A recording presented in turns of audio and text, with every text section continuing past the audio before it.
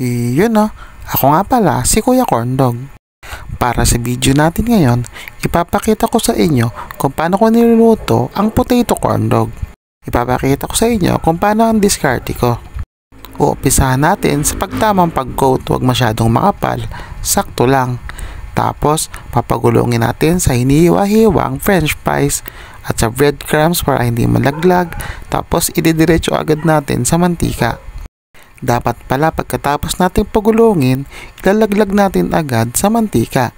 Yun o, corndog ka muna. Tapos, pag nakalagay na sa mantika, papaikot-ikotin natin para maganda yung pagkakaluto niya at maging pantay.